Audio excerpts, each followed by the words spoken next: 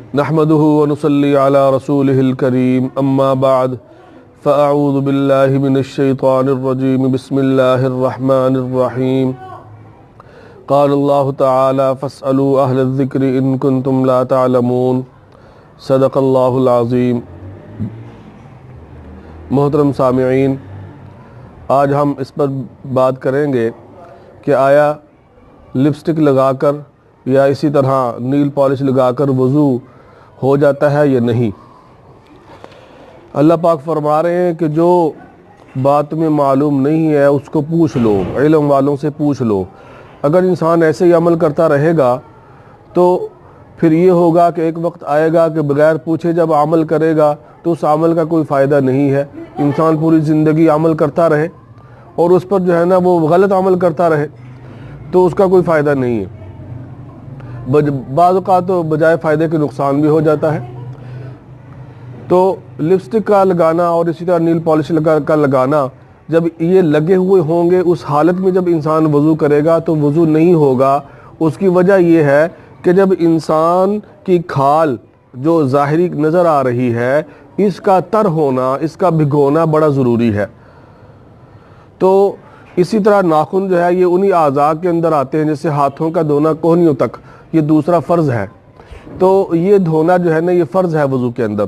تو جب تک ہم اس کو جو ہے نا دھوئیں گے نہیں اور اس کی تہہ تک، یعنی یہ اس کی جو ظاہری تہہ ہے یہاں تک پانی نہیں پہنچے گا تو وضو نہیں ہوگا۔ تو لپسٹک چونکہ ایک موٹی تہہ ہوتی ہے، جو نیل پالش ہے ایک موٹی تہہ ہوتی ہے، وہ نیچے پانی نہیں پہنچتا۔ جیسے کہ رنگ لگا ہوا ہے، رنگ کی جو ہے نا ایک موٹی تہہ ہوتی ہے، اسی طرح کوئی اور چیز ایسی موٹی تہہ والی جو لگ گئی آپ کے اوپر اور چمٹ گئی، تو جب تک آپ اس کو اتاریں گے نہیں، صاف نہیں کریں گے پہلے تو اس اور پانی وہاں لگے گا نہیں تو جو ہے نا وضو نہیں ہوگا۔ اسی طرح لپسٹک جو ہے نا وہ بھی ایک موٹی تہہ ہے، اس سے بھی جو ہے نا وضو نہیں ہوتا۔ تو ہاں اسی طرح جو ہے نا لیکن کچھ چیزیں ایسی ہیں جو جیسے میک اپ کا سامان ہے، یہ کسی نے جو ہے نا لگایا ہوا ہے تو اس سے نماز تو ہو جاتی ہے۔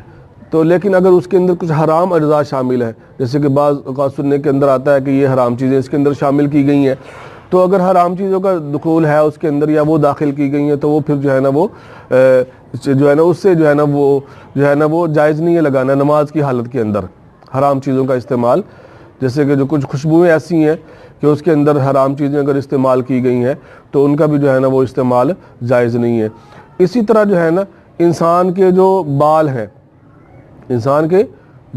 ہیں، اور انسان کے جو ناخن ہے، انسان ناخن کاٹتا ہے، عورتیں کنگھی کرتی ہیں، تو کنگھی کے دوران جو بال اترتے ہیں ان کو اس طرح نہیں فضول نہیں پھینک دینا چاہیے، بلکہ شریعت نے ہر ایک کے ادب بتایا، ہر چیز کا ایک ادب بتلایا ہے کہ اس کو ہم نے کیا کرنا ہے۔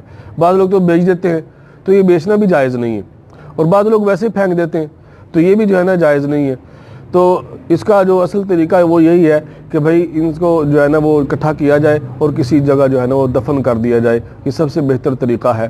اور باقی بعض لوگ تو بیچ دیتے ہیں، اور اس طرح خرید و فروخت جو ہے نا انسانی اعضاء کی یہ جائز نہیں ہے، بالوں کو بیچنا جو ہے نا یہ جائز نہیں ہے شریعت کے اندر۔